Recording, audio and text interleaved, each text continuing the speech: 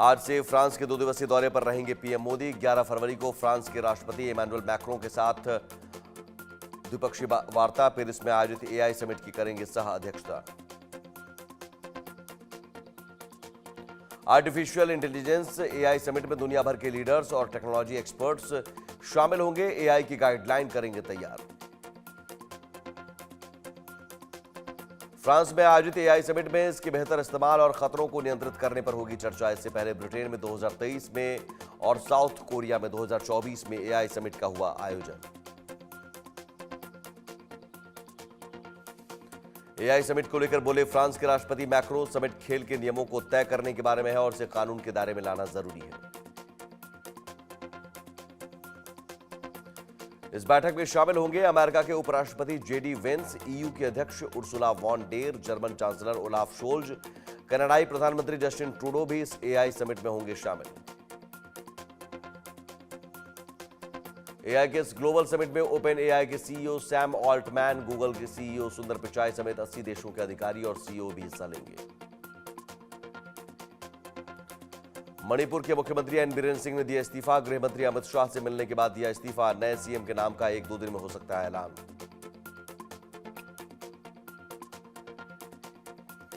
दिल्ली में बीजेपी विधायकों की हुई बैठक। नए सीएम के नाम पर चर्चा। बैठक में संगठन महासचिव बीएल संतोष रहे मौजूद। पीएम मोदी के फ्रांस और अमेरिका के दौरे के बाद शपथ समारोह संभव। दिल्ली की मुख्यमंत्री पद से आतिशी ने दिया इस्तीफा। पूर्व सीएम आतिशी ने कहा, मजबूत विपक्ष की तरह काम करते रहेंगे।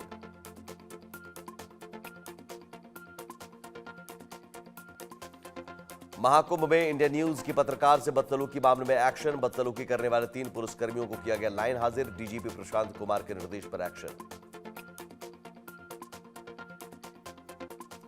महिला पत्रकार के साथ पुलिसकर्मियों ने की थी बदसलूकी। महाकुंभ एसपी राजेश द्विवेदी ने की कार्रवाई। आरोपी पुलिसकर्मियों ने कवरेज के दौरान इंडिया न्यूज की टीम के साथ की थी बदसलूकी।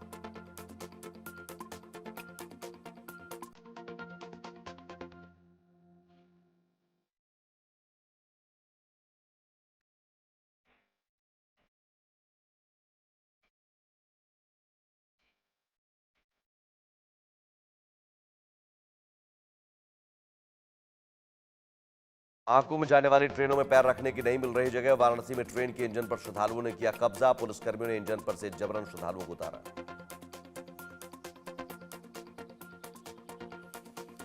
छत्तीसगढ़ में बीजापुर के नेशनल पार्क एरिया में पुलिस और नक्सलियों के बीच हुआ एनकाउंटर। ऑपरेशन में 31 नक्सलियों को फोर्स के जवानों ने किया ढेर।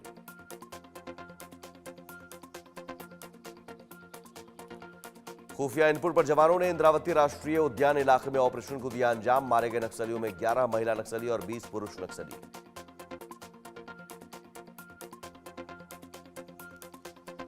बीजापुर एसपी जितेंद्र यादव ने बताया, मुठभेड़ स्थल से भारी मात्रा में AK-47, SLR, INSAS rifle, 303 rifle, rocket launcher और BGL लॉन्चर भी बरामद हुए।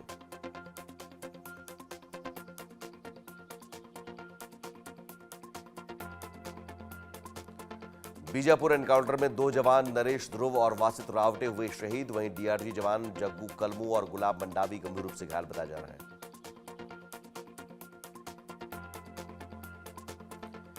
केंद्रीय गृह मंत्री अमित शाह ने बीजापुर नक्सल एनकाउंटर में जवानों की सफलता पर एक्स पर लिखा, नक्सल मुक्त भारत बनाने की दिशा में सुरक्षा बलों ने बड़ी सफलता हासिल की है। बीजापुर नक्सल ऑपरेशन को लेकर सीएम विष्णुदेव साय ने जवानों को दी बधाई। कहा, पीएम मोदी और गृह मंत्री अमित शाह के नेतृत्व में मार्च 2026 तक हमारा प्रदेश नक्सलवाद से मुक्त होकर रहेगा।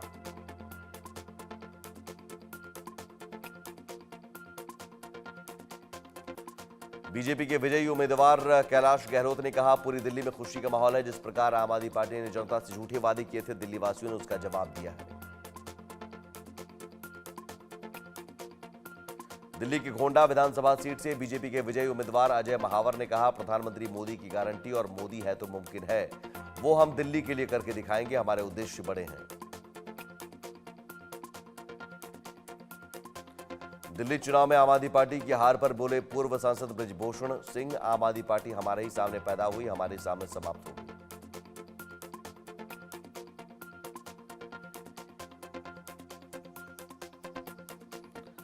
आगरा में बोले अखिलेश यादव, महाकुंभ में जाने वाले श्रद्धालुओं के वाहन हो टोल फ्री। कहा, मनोरंजन के लिए जब फिल्में टैक्स फ्री हो सकती हैं तो कुंभ में जाने वाले वाहन टोल फ्री क्यों नहीं हो सकते।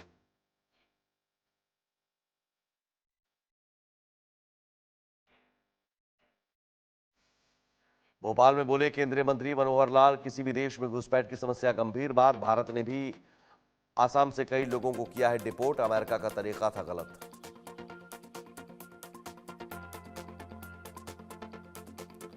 पीडीपी नेताओं ने उमर सरकार पर इल्तिजाम मुफ्ती को हाउस अरेस्ट करने का लगाया आरोप। पीडीपी कार्यालय में प्रेस कॉन्फ्रेंस करने वाली थी इल्तिजाम मुफ्ती।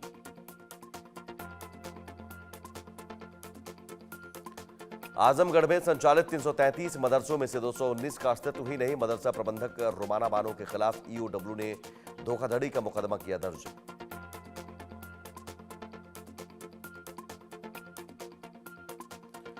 प्रयागराज महाकुंभ में किन्नर जगतगुरु हिमांगी सखी पर हमले में गंभीर रूप से घायल हुई हिमांगी सखी। आचार्य महामंडलेश्वर लक्ष्मी नारायण त्रिपाठी पर हमला कराने का आरोप। हमले का वीडियो सीसीटीवी कैमरे में हुए कैद।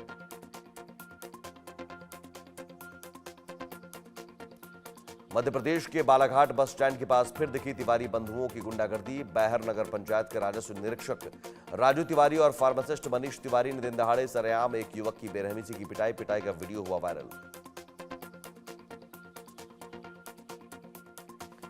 प्रयागराज संगम रेलवे स्टेशन रविवार से किया गया बंद। पहले ये स्टेशन स्नान से 2 दिन पहले होता था बंद। इसे सोमवार को होना था बंद, लेकिन प्रशासन ने 3 दिन पहले ही स्टेशन बंद कराया। यूपी के सोनभद्र में 2 बसों में हुई आमने सामने की टक्कर। 2 बहनों में एक की मौत, दूसरी गंभीर रूप से घायल। एक बस उड़ीसा से प्रयागराज कुंभ की ओर जा रही थी तो दूसरी बस श्रद्धालुओं को लेकर कुंभ मेले से लेकर छत्तीसगढ़ के लिए जा रही थी।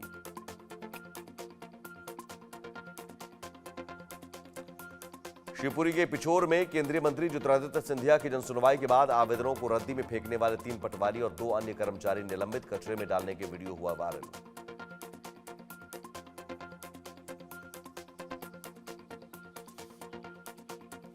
रीवा से प्रयागराज नेशनल हाईवे में लगा लंबा जाम। प्रयागराज जाने वाले श्रद्धालुओं की बसों के कारण बेला बाईपास में अक्सर लग रहा लंबा जाम। महाकुंभ के श्रद्धालुओं की सेवा में मुस्तैद रीवा पुलिस प्रशासन। एमपी के राजनांदगांव पुलिस ने साइबर ठग के बड़े गिरोह का पर्दाफाश करते हुए 10 लाख ठगी की रकम को किया जब्त। 3 आरोपियों को भेजा जेल। 12 के खिलाफ कानूनी कार्रवाई शुरू।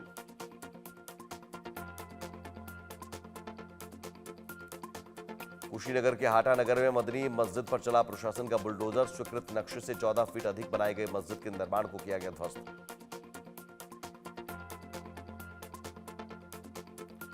आखिरी कारोबारी दिन 10 ग्राम 24 कैरेट सोने का दाम 86 रुपए बढ़े। 84,699 रुपए पर बंद हुआ सोने का बाजार।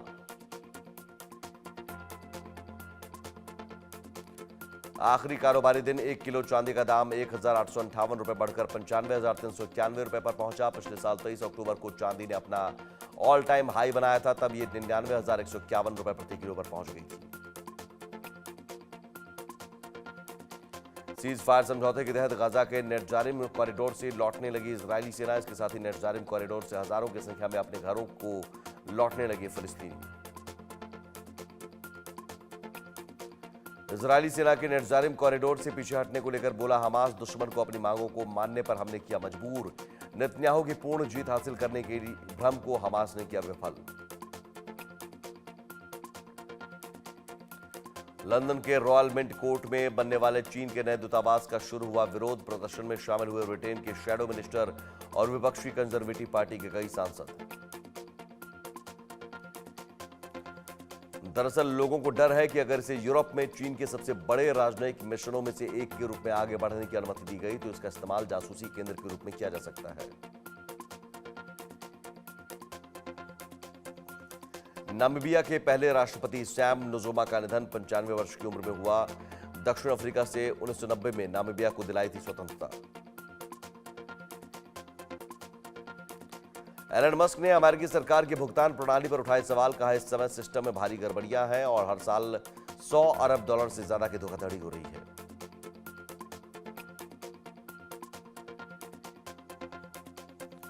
टाइम मैगजीन में मस्क को ओवल ऑफिस में दिखाए जाने पर भड़के राष्ट्रपति ट्रंप। पत्रकारों के सवालों का जवाब देते हुए कहा कि टाइम की मैगजीन अभी भी चल रही है।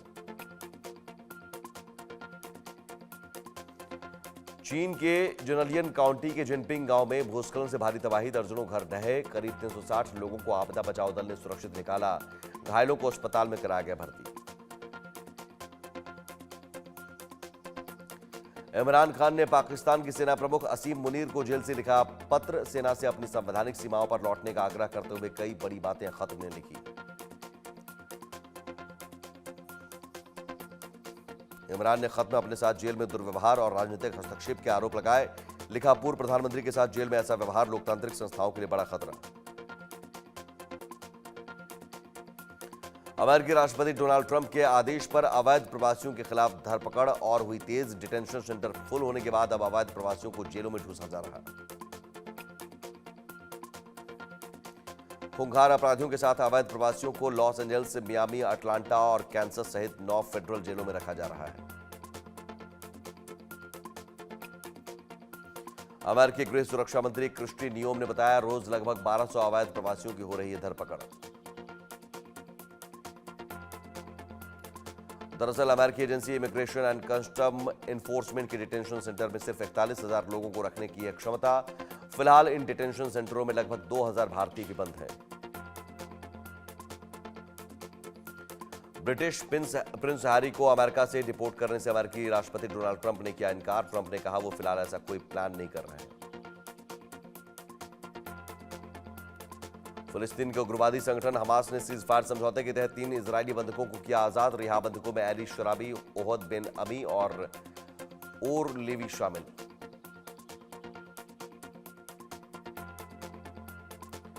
अपने 3 बंधकों की रिहाई के एवज में इजराइल ने 183 फिलिस्तीनी कैदियों को किया रिहा। 19 जनवरी की सीज फायर डील के तहत अब तक 16 इजरायली और 5 थाई बंधकों को हमास ने रिहा किया।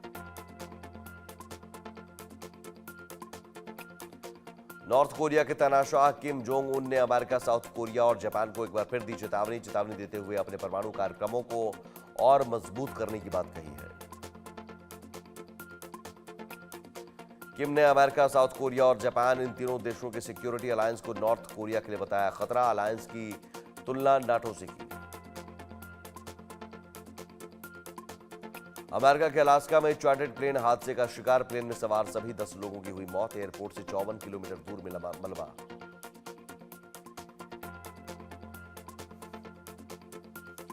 भारत ने इंग्लैंड को दूसरे वनडे में 4 विकेट से हराया। इसी के साथ टीम ने 3 मैचों की सीरीज में 2-0 की अजय बढ़त भी ले ली है। कटक के बाराबती स्टेडियम में इंग्लैंड ने टॉस जीतने पर बैटिंग चुनी। टीम इंग्लैंड 49.5 ओवर में 304 रन बनाकर सिमट गई। वहीं लक्ष्य का पीछा करते हुए भारत ने 44.3 ओवर में 6 विकेट खोकर जीत का लक्ष्य हासिल कर लिया। कप्तान रोहित शर्मा ने 132.22 की स्ट्राइक रेट से 90 गेंदों पर 119 रन की पारी खेली। इस दौरान रोहित ने 12 चौके और 7 छक्के लगाए। रोहित ने वनडे में 16 महीने बाद शतक जमाया।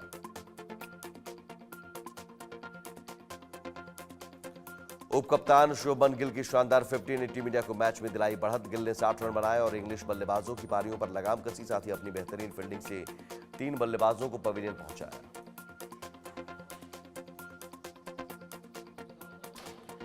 इंग्लैंड के बल्लेबाजों ने अच्छी शुरुआत की, लेकिन कोई भी बल्लेबाज बड़ी पारी नहीं कर सका। जो रूट और बेन डकेट ने लगाए अर्धशतक। बाकी के इंग्लिश बल्लेबाज भारतीय गेंदबाजों के सामने टिक नहीं सके।